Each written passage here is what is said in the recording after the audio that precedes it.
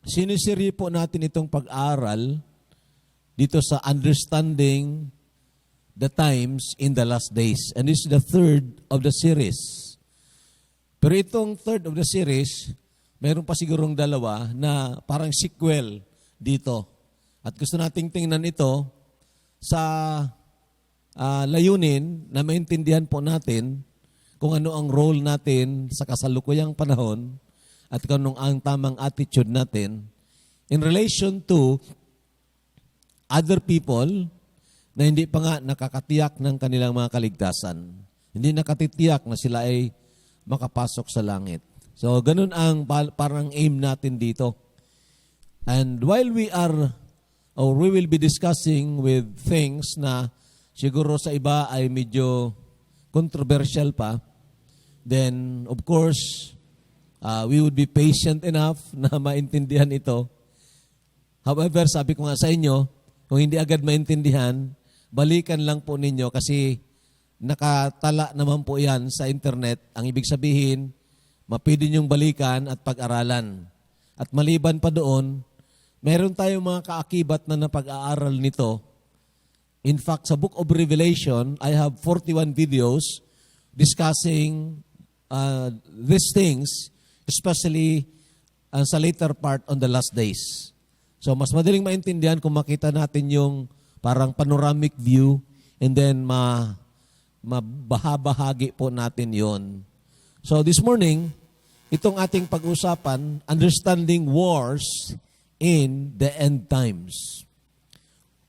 Ang labanan sa mga huling panahon. When I say huling panahon, I'm not referring to the theological phrase na last days.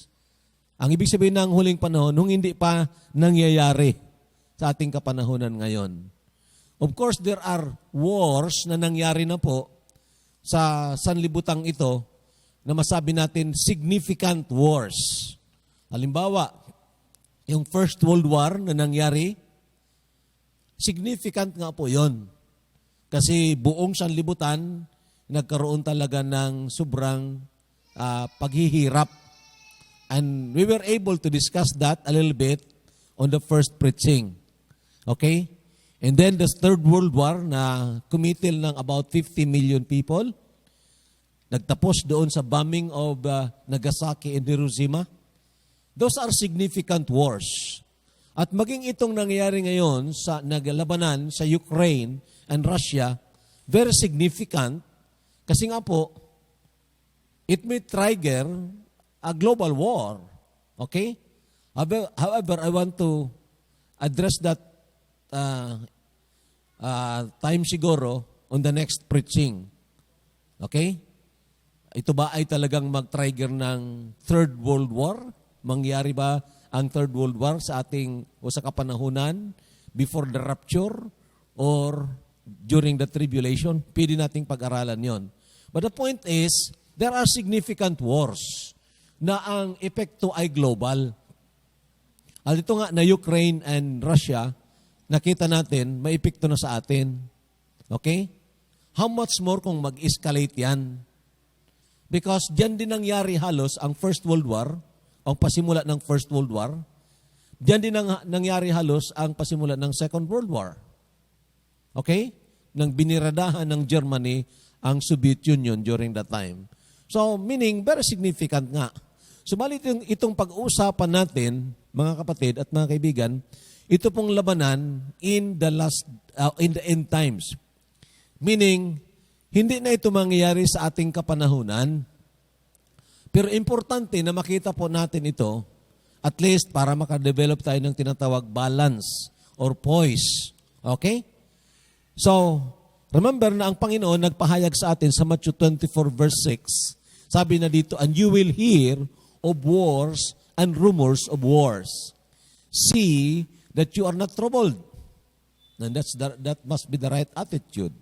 For all these things must come to pass, but the end is not yet. So, several times na na-discuss na rin natin ito. Daanan ko na lang ito mamaya. And we will go directly sa target nating pag-aralan, itong Revelation chapter 12. Actually, lahat ito na verses dito ay pag-aaralan natin, but we cannot expound it, of course, verse by verse. So we'll just to see that in the summative context. Okay? So, sabayan po ninyo ako sa pagbabasa po nito. Ready? Start. Now a great sign appeared in heaven, a woman clothed with the sun, with the moon under her feet, and on her head a garland of 12 stars. Then being with child, she cried out in labor and in pain to give birth. And another sign appeared in heaven. Behold, a great fiery red dragon, having 7 heads and 10 horns, and 7 diadems on his heads. His tail drew a third of the stars of heaven and threw them into the earth. And the dragon stood before the woman who was ready to give birth to devour her child as soon as it was born. She bore a male child who was to rule all nations with a rod of iron. And her child was caught up to God and his throne. Then the woman fled into the wilderness, where she has a place prepared by God, that they should feed her there 1,260 days. And war broke out in heaven. So dyan po nagkuha tayo ng title. War broke out in heaven. At kung titingnan nyo sa Book of Revelation, that is the second time na binanggit ang salitang war. The first time is in chapter 11, na doon dinidiscuss ang pakikipagdigma o pakikipaglaban ng Antikristo doon sa 2 witnesses. 2 witnesses, parang isolated. Subalit dito, this is quite expanded na labanan. In fact, galing sa langit, papunta sa lupa. Okay? So tingnan natin ito mamaya. And war broke out in heaven. Michael and his angels fought with the dragon. And the dragon and his angels fought, but they did not prevail, nor was a place found for them in heaven any longer. So the great dragon was cast out, that serpent of old, called the devil and Satan, who deceives the whole world. He was cast to the earth, and his angels were cast out with him. Then I heard a loud voice saying in heaven, Now salvation and strength and the kingdom of our God and the power of his Christ have come.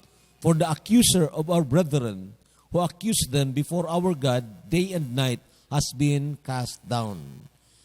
And they overcame him by the blood of the Lamb and by the word of their testimony, and they did not love their lives to the death. Therefore rejoice, O heavens, and you who dwell in them. Woe to the inhabitants of the earth and the sea, for the devil has come down to you, having great wrath, because he knows that he has a short time. Dito muna tayo, and then the latter part, we will discuss that also, ang tungkol sa war on earth. So, tingnan muna natin itong great signs in heaven na binabanggit po dito. Ang salitang signs dito, sa King James Version, tinatranslate wonder. Now, similar lang yan in the Greek, that's the word sameon. Ibig sabihin, a symbol or a sign na nagsisimbolize ng truth. Okay? So, hindi ito literal na talagang babae per se. So, halimbawa, woman clothed with the sun. Maraming misinterpretation na naganap dahil dito sa salitang ito. Ininterpret ito halimbawa ng ating mga friends sa Roman Catholicism as Mary, the mother of Jesus in the flesh. Ininterpret ito ng mga Rizalista, yung naniniwala kay Rizal na Diyos, na si Mariang sinukuan. Maraming interpretation. Pero kung pag-aralan po ninyo sa konteksto, hindi lang ng kabuuan ng Book of Revelation, kundi maging yung chapter mismo, ay makita nyo, this is a picture or a symbol of Israel's race. Ito po ang lahi ng mga Israelita na nagbigay o nagdala sa pagiging tao ng Panginoong Jesucristo. So alam po natin yan sa Book of Romans, halimbawa, chapter 9, na sinasabi doon, ang pinili ng Diyos na bansa na daanan ng pagiging tao ng Panginoong Jesucristo ay isa lang po, ang bansang Israel o ang lahing Israel. Pag sinabi ko po lahi na Israel, ito po ay nagmumula kay Jacob, na anak ni Isaac, na anak ni Abraham, at ito si Jacob ay may 12 anak na lalaki na tinatawag 12 tribes of Israel. So yun pong lahi. Okay? Pag sinabing nasyon, that's the land. Okay, so lahi po ito. The woman clothed with the sun. Ang pangalawa, the man-child that was born. Itong babae na ito ay parang isang babae nga na nanganak ng isang batang lalaki. And of course, speaking of the Hebrew Israelite race, siya nga po ang ginamit ng Panginoon para maging tao ang Panginoong Jesucristo. At itong man-child na ito, maliwanag naman sa binasa natin, is the Lord Jesus Christ. Picture of Christ who is born, isinilang sa libutang ito, at balang araw maghahari. Literally and physically sa sanlibutang ito. Okay? So nakita niyo yung picture is mayroong kaharian. Okay? Kaharian ng Diablo of course at kaharian ng Panginoon. Ngayon, a great red dragon with 7 heads and 10 horns. Picture of Satan and his kingdom in the end times. So may kaharian ng Panginoon, may kaharian Satanas, at ito ay mabubuo kumpleto in the end times. Kung gusto nyo ma-follow up ito, pag-aralan nyo yung series natin in the book of Revelation, particularly yung the Battle of Armageddon, and then yung the Mark of the Beast, at makita nyo ito, ang interpretation. Kasi sa ating kapanahunan ngayon, makinig kayo ng maigi, mahirap ito, wala kayo ng background, kaya background ko po muna kayo. At huwag niyong kalilimutan ang history po na ang nag-persecute at ang nagpapatay sa Panginoong Jesucristo, ang pumatay directly, of course, ay ang Roman Empire. Roman Empire. At ang Roman Empire ay siya rin ang nagpahirap, particularly sa mga Hebrew Israelites, sa mga tribu na Israel. Kung alam ninyo ang transatlantic slave trade na nangyari for more than 500 years, na kung saan ang mga Africans na karamihan diyan sa Ethiopia in particular, nandiyan nagsipagtago ang mga lahi ni Jacob after ng pagbagsak ng Jerusalem in 70 AD. Then yung transatlantic slave trade ang nagpahirap din sa mga Africans noon ay ang Roman Empire. Huwag niyong kalilimutan yan. At itong Roman Empire, isa rin sa kanila na member ang nagsakop sa Pilipinas. Sino yon? Ang Espanya. Di ba? And later on, naibenta tayo sa Amerika. Okay, naibenta tayo $200 million. So, sabi yan ng report. So, ang ibig sabihin, kung tita nyo, isa lang ang talagang kalaban. At ito ang kaharian ng Diablo na itinatag sa panahon pa, na simula pa ng magkasala ang tao, mayroon ng physical government sa panahon ni Nimrod, at ito'y nagpatuloy. At it will end doon sa pagbuo ng Confederacy of 10 Nations. Sa kasalukuyan, kung para maintindihan po natin ito, mayroong tinatawag European Union. Dati yan, European Economic Community. Kabuuan ng mga bansa na nagkakaisa lang sila in matters of economy. Kaya nga, European Economic Community. But in 1999, nang pumasok po ang euro-dollar, itong euro currency, then yun din pasimula ng pagbuo ng European Union. At itong European Union, of course, nandiyan na rin mga member ng NATO, North Atlantic Treaty Organization, kasama na dyan ang Amerika. Itong European Union, nabuo-buo yan ngayon ng more than 30 na nations. So hindi pa yan ang tinatawag Roman Empire revive or the revived Roman Empire. Dahil ang sinasabi na revived Roman Empire, according sa prophecy ni Daniel doon sa 10:2, ay ito ay mangyayari, sabi naman ng Book of Revelation, in the end times. And they will receive the power from the Antichrist, or from Satan rather, from the dragon, 1 hour before the time. So meaning, end times nga ito, na kung saan mabubuo itong kaharian at magkakaroon dalawang kaharian, kaharian ng Panginoong Jesucristo na darating at kaharian ni Satanas. And I'm telling you, we need to understand that kasi very logical naman yan, dalawa lang ang naglalaban, ang Diyos at ang Diablo. At dalawa lang naman ang maglalaban sa end times. Grupo ng mga bansa na kontra sa mga Hebrew Israelites at grupo ng mga bansa na kakampi sa mga Hebrew Israelites. So, dalawang grupo lang yon. So, saan ka dyan nakalinya? Saan dyan nakalinya ang Pilipinas? Okay? Very important yun sa tinatawag geopolitical alignment.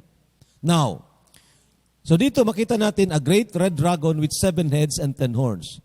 And to tell you, history, nagpatunay sa atin that there are 7 nations na naggumanap ng pag-colonize ng Africa.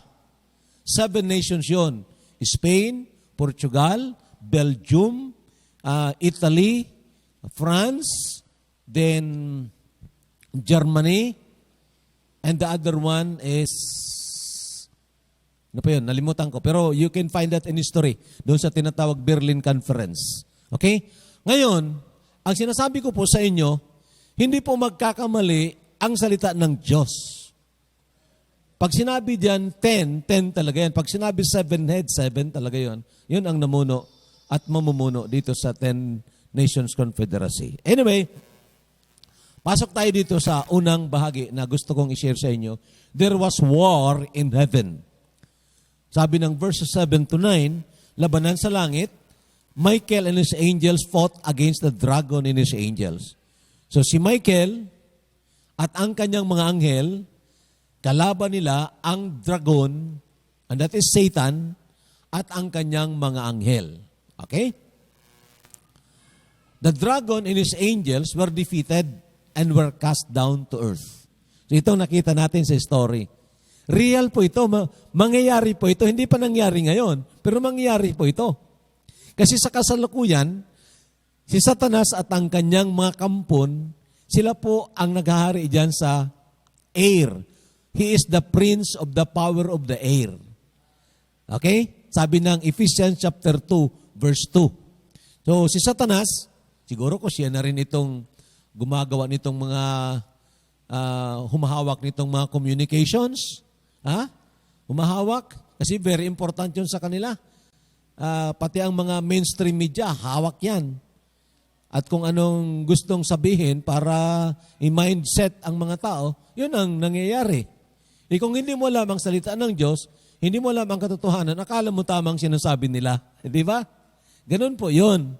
And that's why I am challenging every Christian to really study the Word of God carefully, study the Word of God seriously. Huwag yung parang bahala na, naghahanap ka lang dyan ng gusto mong i-claim na pangako. No, study. Search the Scriptures. Sabi ng salita ng Diyos. At sa ating kapanahunan naman, ay talagang hindi na po mahirap katulad noon. You can research and research and research, ganun, at makikita mo ang tama na interpretation, for example. Lalo pa na makikita mo na rin ang original. If you have interlinear Bible, malalaman mo ang tamang translation. So the dragon and his angels were defeated and were cast down to earth. So ito'y mangyayari. Si Satanas ay ibabagsak, ihulog sa libutang ito, tatalunin siya at ihulog dito kasama ng mga demons. Okay. Then, ano ang epekto nitong labanan na ito? Ang epekto nito, magagalak ang kalangitan. Heaven will rejoice. but the earth will mourn. Okay? The earth will mourn. In fact, ang word diyan is woe unto the inhabitants of the earth. Medyo mahirap yun. Para tayong masasalang sa grabing kapighatian. And of course, we know that, na sinasabi yan ng salita ng Panginoon, ang sanlibutang ito ay daraan sa tinatawag Great Tribulation, na hindi pa nangyari kahit kailan at hindi na mangyayari pa matapos yaon. That is Matthew 24 verse 21. Meaning, kung napakasama na ng First World War, napakasama na ng Second World War, grabe nakaterible.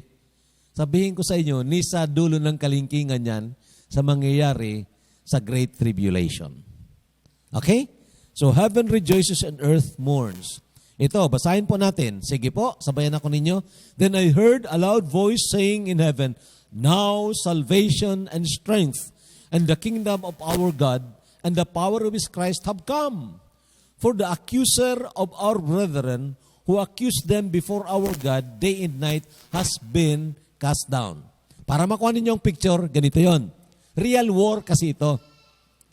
Sa ngayon, ang Diyos at ang kanyang mga anghel ay nandoon sa tinatawag third heaven. Ikatlong langit. Makita nyo yan, of course, sa 2 Corinthians chapter 12, mayroong tinatawag third heaven. Ang sumunod na langit na sinasabi ng Bible, yung planetary heavens. Ito naman ang pinamumunuan ni Satanas. Okay? Ngayon, lalabanan sila dito. Para bagang advance party si Michael kasama ang mga angels. Okay? Darating na ang hari. Clear the way. Tama? Clear the way. So, lalabanan itong mga kampo ni Satanas diyan sa realm ng planetary heavens. At siyempre, talo sila, ibabagsak sila dito sa sanlibutan.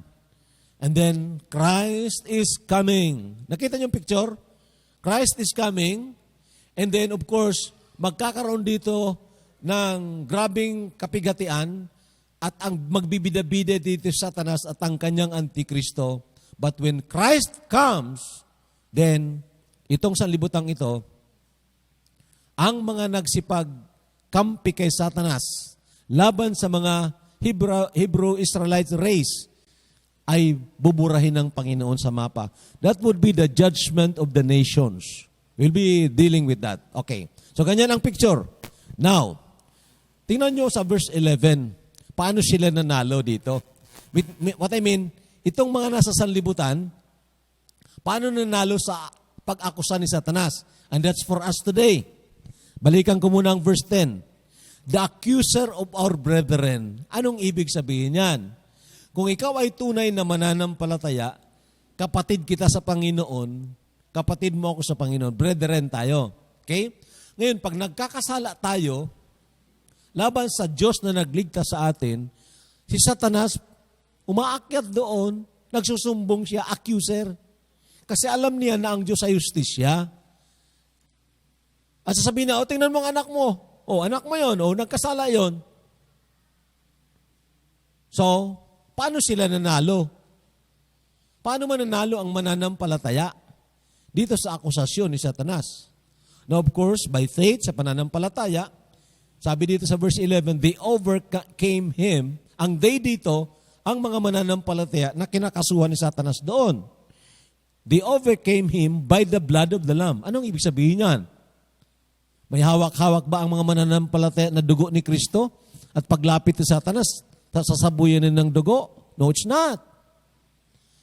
But rather, alam natin na tayong mga mananampalataya, napatawad tayo dahil nga sa kamatayan ng Panginoong Jesucristo doon sa krus ng Kalbaryo, na siya ang nagbubo ng kanyang dugo. Kaya't kung tayo ay tunay na nanampalataya dito sa tunay na Kristo, na tapos na nagbayad ng ating kasalanan, tayo ay hinugasan ng dugo ni Kristo. Okay? Ngayon, kung nagkakasala tayo, sabi ng salita ng Diyos, kailangang ipahayag natin ang ating kasalanan sa Diyos. Huwag nating konsintihan ang kasalanan sa ating buhay. if we confess our sins, He is faithful and just to forgive us our sins and to cleanse us from all our unrighteousness. Paano tayo hinuhugas? Ano ang ginagamit? Ang dugo pa rin ng Panginoong Jesucristo. Ang ibig sabihin niyan ay ganito. Kakasuhan ka ni Satanas doon. Sabi ni Satanas, yun, nagkasala yun. Biradahan mo na, paluin mo na. Di ba banal ka na Diyos? Of course, pag may kaso, may abogado. Tama? Tatayo doon ang Panginoong Jesucristo. Our advocate, ang ating abogado. At sasabihin, okay, oo nga, nagkasala yon, pero pinatawad ko na yon. Binayaran ko ang kanyang kasalanan. Nagpahayag siya ng kanyang pagsisisi. Hindi ko na siya papaluin.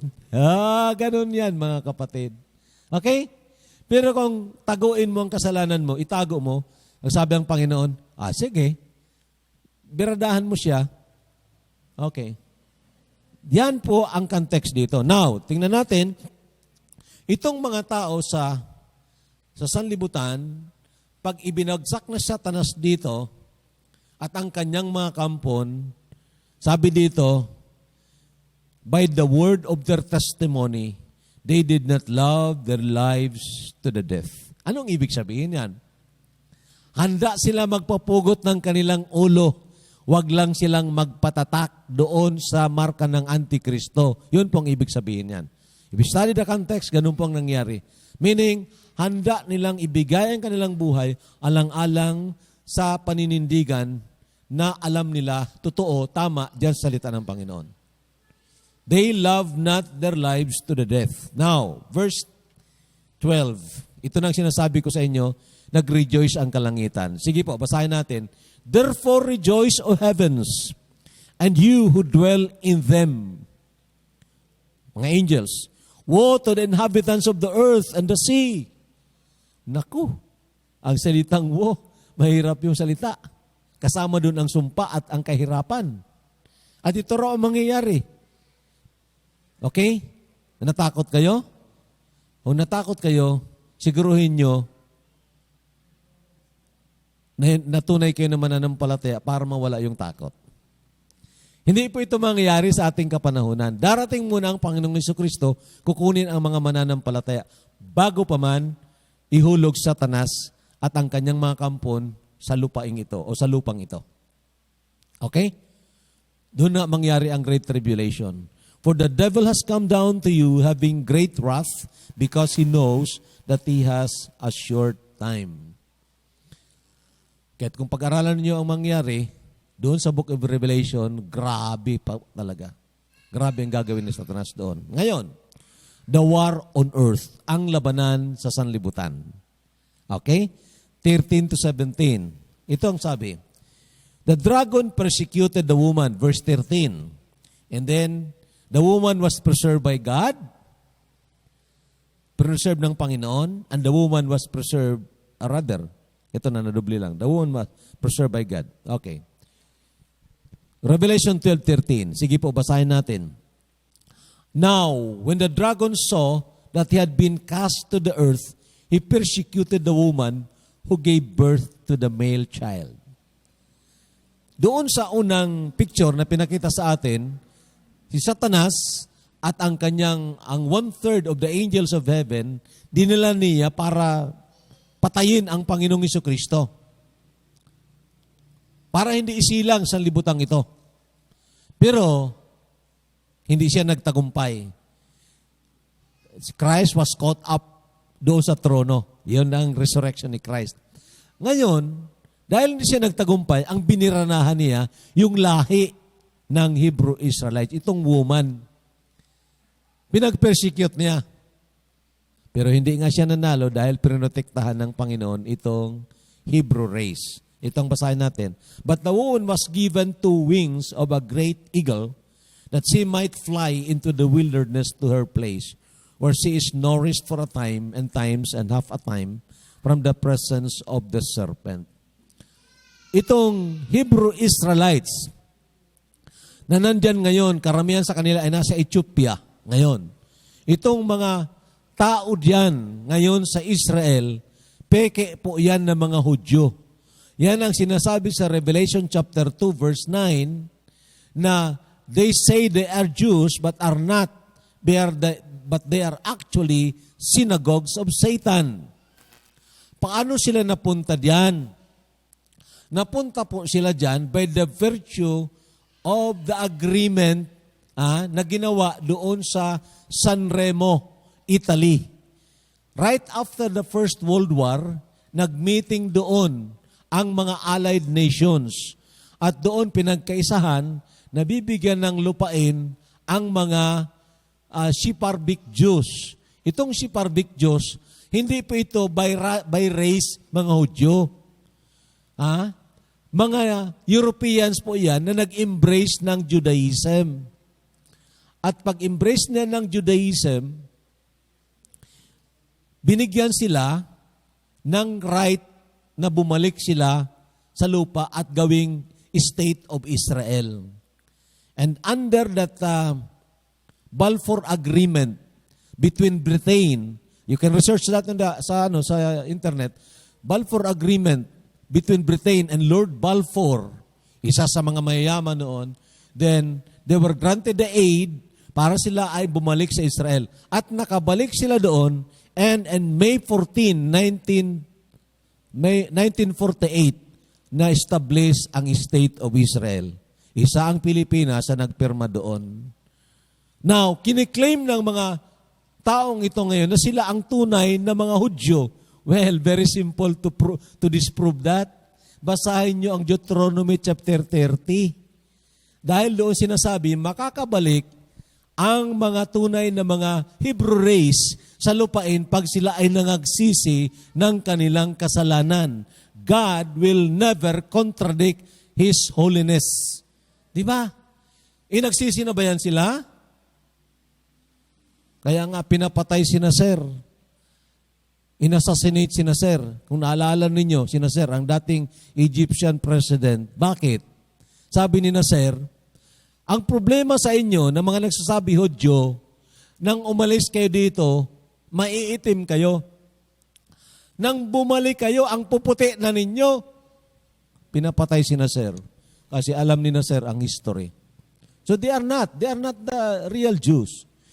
Ang Jerusalem will be trodden upon by the Gentiles until the times of the Gentiles.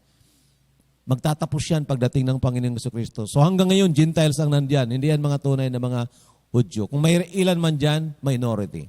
But the point is, itong mga Hebrew Israelites, they will be flying into the wilderness. Okay? And they will be preserved there. At ito ang nangyari historically at mangyayari pa rin. When Satan will, of course, determine to exterminate itong mga Hebrew Israelites para hindi maghari ang Panginoong Jesucristo, uubusin niya ito, pero hindi siya magtatagumpay. Christ will protect, or somebody will protect the Hebrew Israelites. Alam niyo kung sinong somebody na yan? Gusto niyong malaman, balang araw, pag-aralan ninyo? Tingnan niyo sa history. Sino ang tumutulong ngayon sa mga African people? Sinong bansa ang tumutulong ngayon? Hindi sila ini-exploit. Sino? Alam niyo kung sino? Russia and China. Ito po sila ngayon ang tumutulong. At medyo inggit ang Amerika dahil nawawalan sila doon ng integrity doon sa Africa. Kung naalala ninyo, yung panahon ng pandemic na mayroong isang white police sa Amerika na pinatay niya yung black, ginanya na ng tuhod niya. Naalala niyo yun? Nagkaroon ng rally doon ng mga black people.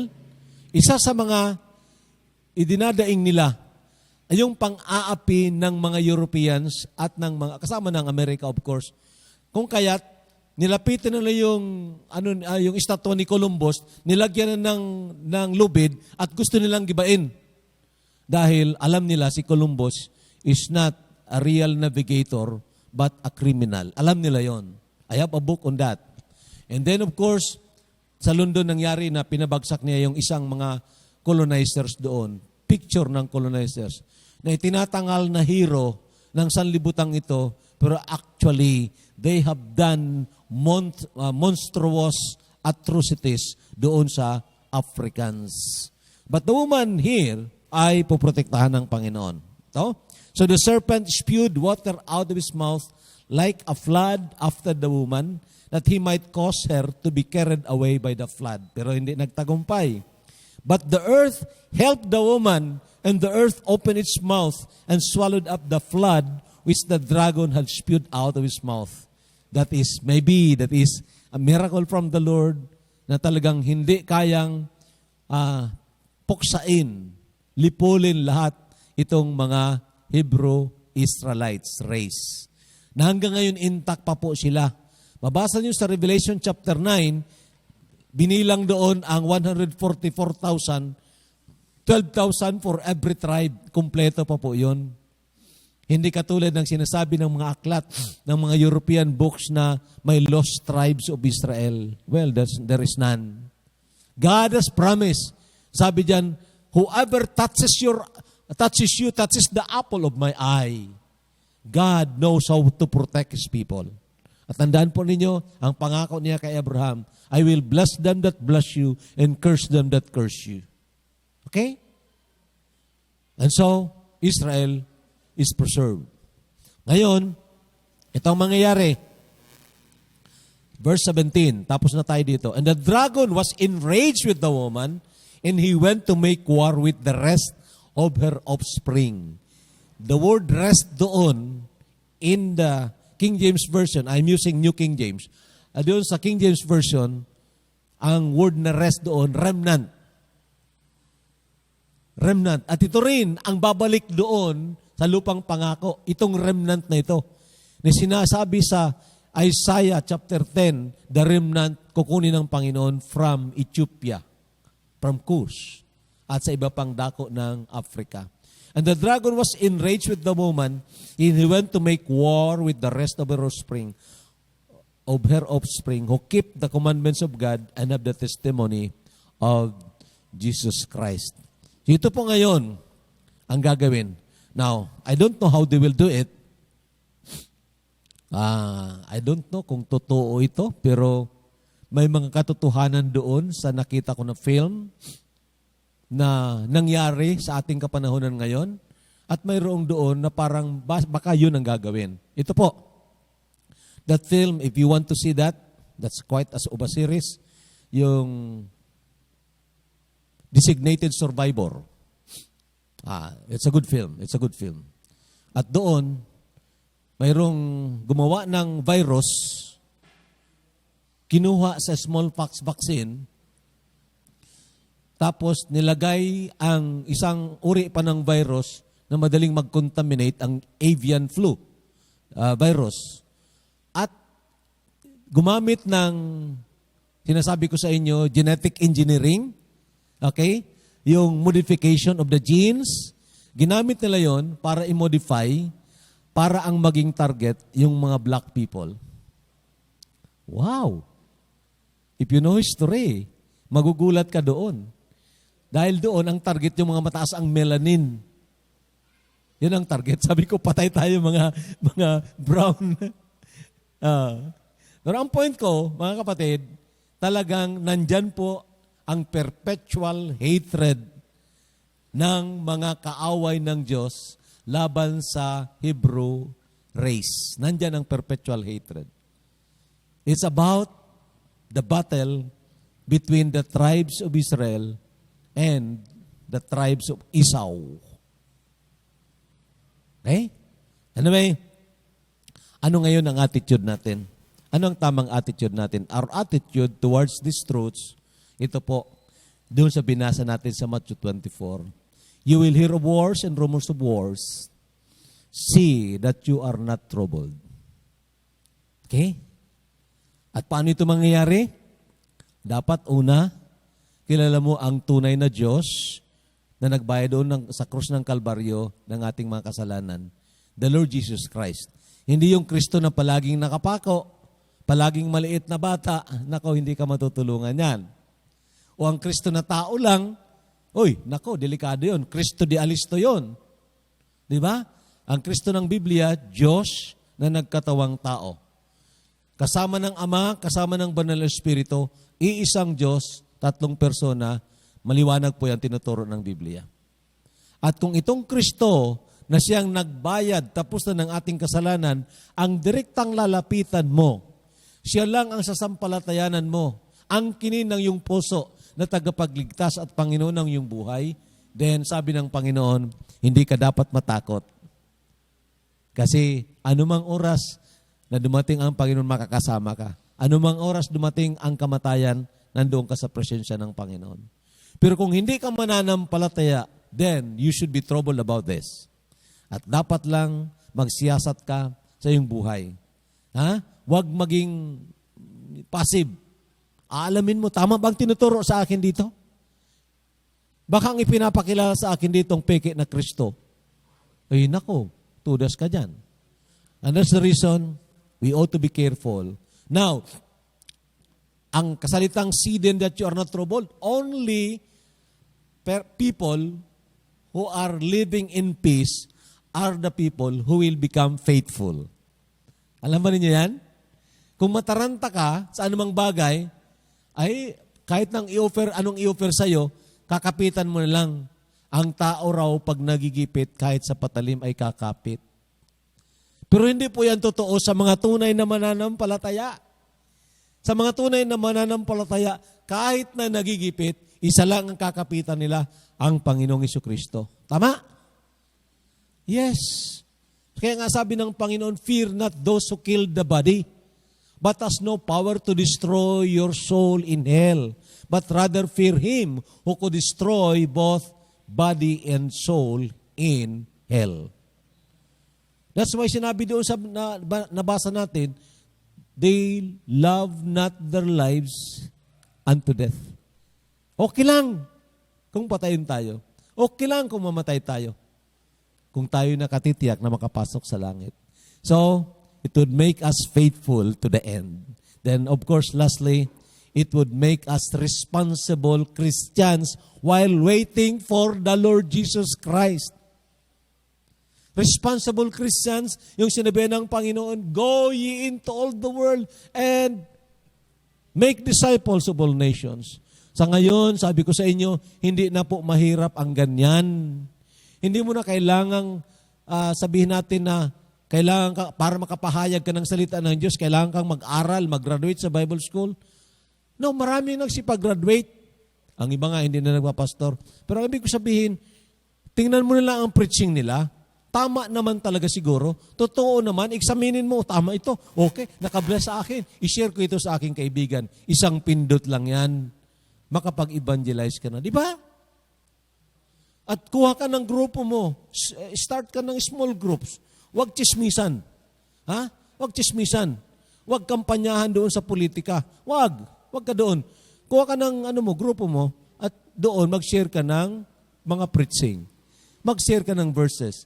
That is discipling already. Part ng discipling. Di ba? Christian, sabihin ko sa inyo, ginawa ng Panginoon na easy, madali ang gawaing ito. Huwag tayong tatamad-tamad. Sana matulungan tayo. Kasi maraming mga Christians ngayon ang tutulog-tulog. Isabi ng Bible, awake out of sleep. It is now high time to awake out of sleep because Christ, our King, is coming. Sana nga dumating na. Okay? Hindi naman dahil nahirapan tayo, pero sana dumating na nga eh. Upang sa ganon, then makita na natin ang ating minamahal na Panginoon na tagapagligtas, ang Panginoong Jesucristo. So, pagpalain nawa ng Panginoon ng kanyang mga salita. Sa biyaya ng Panginoon, next Sunday, itong pag-aaralan natin, is the Third World War will be happening in our times or in the times of before the reign of Christ. Partly, diniscuss ko yun sa radio preaching natin.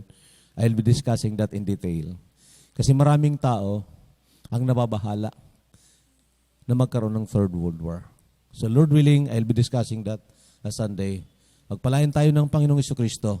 Tayo po ay tumayo, tayo po ay manalangin. Loving Father, we thank you for your word, O Lord. These things are quite hard, especially for beginners. But I believe there are many things that they can learn. The warnings. And of course, your servant, by your grace, have not neglected in any kind of preaching the presentation of the gospel of the Lord Jesus Christ. Palaging nandoon, napapalaman ang iyong ebanghelyo, Panginoon. And so I'm praying that this will really work, hindi lang po doon sa mga mananampalataya, which my first concern ng mga mananampalataya ay talagang mapukaw mo po sa pamagitan ng iyong salita, magkaroon itong revival. Maging prayerful na mga mananampalataya. Maging mga participants sa gawain mo, Panginoon. And so, gawin mo nga po ito. Hindi lang sa local church na ito, kundi sa lahat ng mga local churches na tunay din na mga mananampalataya mo. At ang pangalawang concern ay ang mga hindi patunay na mananampalataya ay talagang magtunay sa iyo, Panginoon. Have mercy on them, O Lord. At ang mga backsliding Christians ay bumalik sa Panginoon. Have mercy on them also, Lord. So maraming salamat na merong pagkakataon dyan sa iyo. Palaging nandyan ang pag-asa. So, samantahin po sana ng mga bawat tao ang ganitong pagkakataon. Maraming salamat po, Panginoon, sa pagbigay mo sa amin ng opportunity to worship you in spirit and in truth. May you take all the glory, for you alone deserves it, Lord. Thank you po. In Jesus' name, Amen.